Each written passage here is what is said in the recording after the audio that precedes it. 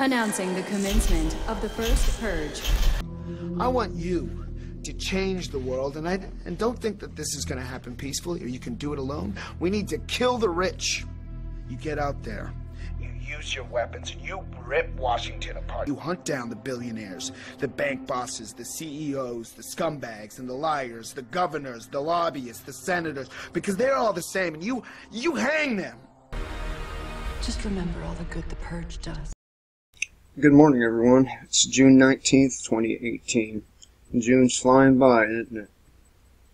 This comes from Dave Hodges, The Coming Deep State Massacre. Now, I said yesterday in my video that government may be the least of our worries, but it still exists, and it still has nefarious plans for us slaves. He says that there's a plot so intricate, so detailed, so complex, and so very brilliant.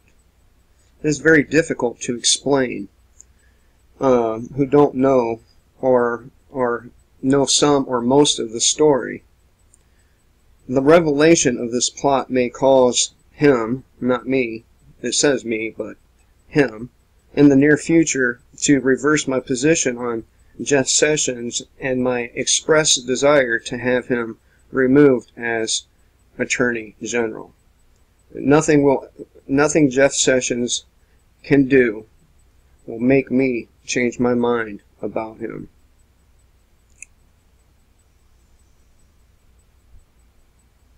Now, Dave Hodges, I've been following him for some time now, for 5-6 years.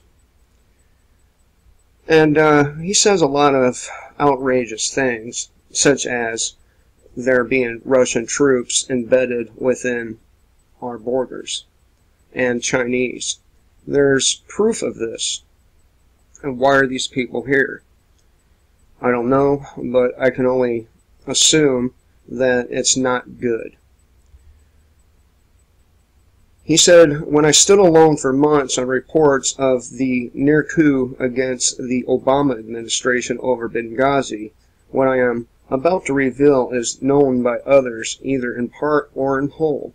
My preference would have been to have waited and several journalists report what is known at the same time. However, I just conducted a telephone interview with Paul Preston. If any of you are familiar with Paul Preston, he fancies himself a watchman.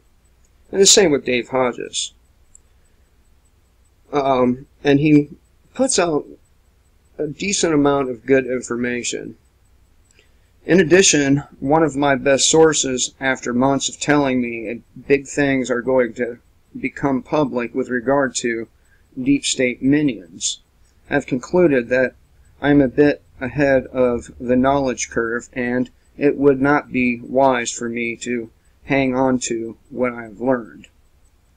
Yes, if you get information, you don't want to hang on to it. You don't want that information to die with you. In a nutshell, this paper will reveal that high-profile figures have been involved in treasonous activities against the United States, coupled with illicit criminal behavior at the same time. Of course, we know about the Clintons and their many different criminal enterprises, such as child trafficking. Look, you can say whatever you want. We all know the Clintons are involved with this kind of shit. It's not a conspiracy theory. The Clintons are as dirty as you can get. And by the way, your buddy Donald Trump had, after he said he was going to send the Clintons to prison, in particular Hillary, he said that they were great upstanding people. After all the shit in the campaign about her being a criminal, about the perversions of Bill Clinton, and yet he comes back months later and calls them good, upstanding people during one of his dinners. Does that sound like somebody who wants to lock away the deep state criminals? I don't think so. I've learned that some of these figures are on the verge of being arrested and indicted by the Trump administration. Again, and don't hold your breath, because the ruling class are not going to eat their own. Unlike my Benghazi revelations, I do not stand alone in my discoveries. With the information I have recently learned, I could have made a strong circumstantial case supporting what is going to be revealed here today. Subsequently, from a credibility standpoint, this is very low risk. However, from a personal safety perspective, it would not be wise to reveal my discoveries and recent conclusions. Then what the fuck are you writing this article for? Part 1 of the series consists of contextual background, which will provide the factual justifications to make the allegations against key deep state operatives in Part 2.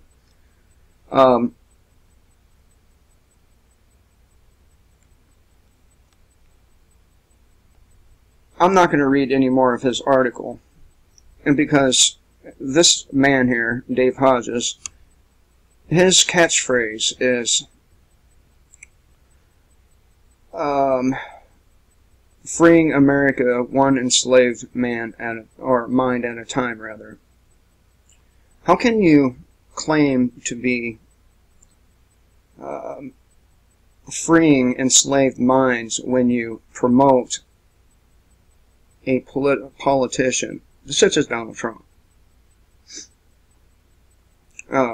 Hodges, Jones, many others jumped right on that Trump train, and that border wall that's being built isn't meant to keep anyone out. It's meant to keep you in. Well, when things go bad, and they're going to go bad very soon, and you try to flee for the borders, there's going to be a standing army waiting for you. They're going to be at the Canadian border, the Mexican border, and all along the coastal regions, just so your slave ass cannot escape.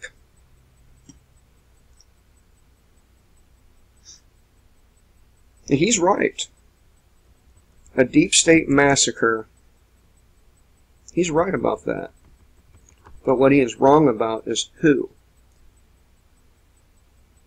He'd like to believe that it's only people like Bill and Hillary Clinton. But if the president is the most powerful man of the free world, wouldn't you think he would know about this? Wouldn't you think he would be screaming from the fucking rooftops like he was during his campaign? No, he's not. There's only one solution to the political parasite problem, and that's bloodshed. That's the only thing that will work. It's the only language they understand. They only understand using force and coercion and murder to keep their slaves in line. The only solution is purging them.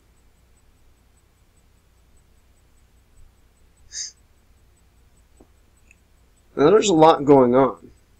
A whole lot. I can't keep up with it because now I have mostly a full-time job. I'm going to try to do these videos every day. I'm not going to do 4. I don't have time for 4 anymore. But I will try to provide a snapshot of what's going on. We can go over here at the Free Thought Project, And I mentioned this yesterday, but because it was two black guys who shot up this arts festival, mainstream media is not reporting on it, or they're reported on it very little. Because they weren't white terrorists, as they like to call us, you know, it didn't get any attention. Yeah. And that's who's going to be blamed when all this stuff comes crashing down on us. It's going to be us white people who get blamed for it.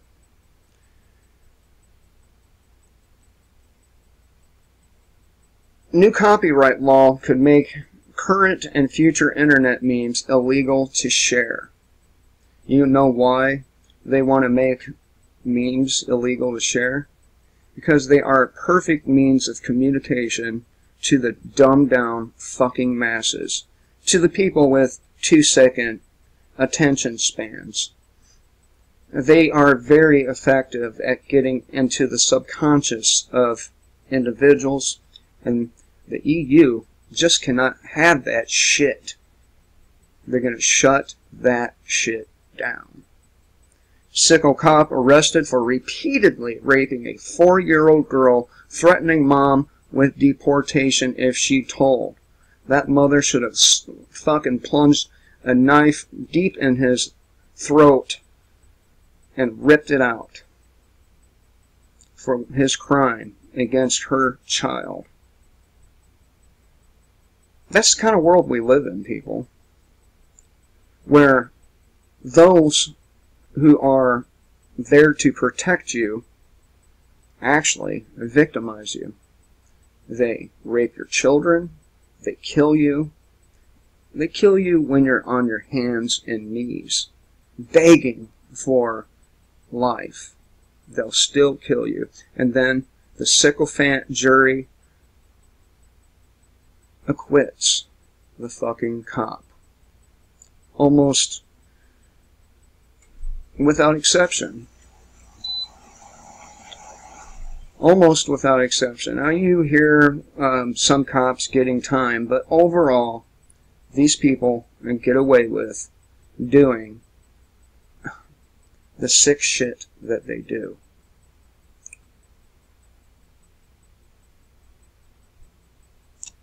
But I've been talking about this attack I've been expecting. I've been expecting it because I know the crimes that these people have committed.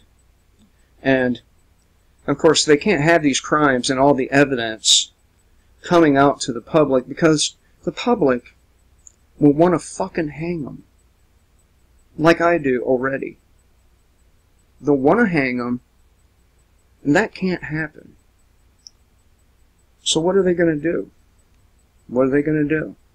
I thought maybe an EMP would be the most efficient way, but I don't think so. I don't think that it's going to be an EMP.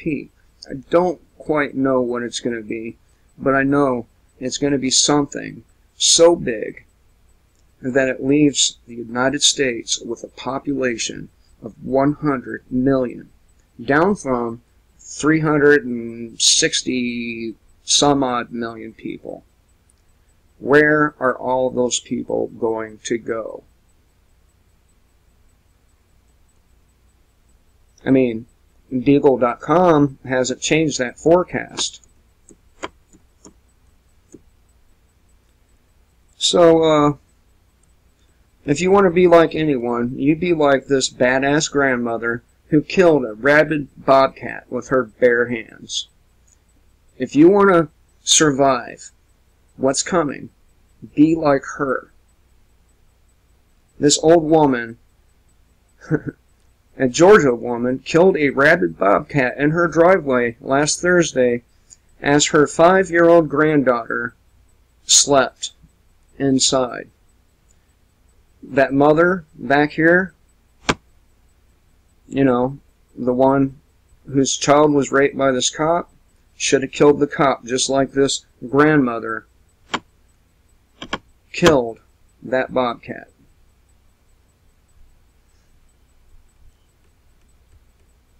So, what's it going to be?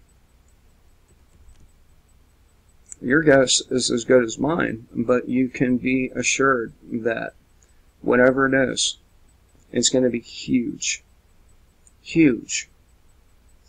So fucking insane that most people won't even be able to comprehend the death toll that it causes. Is it disease X from China? Could be. Is it Ebola from Africa? Could be. Is it the plague from, what state was that? I think it was Idaho.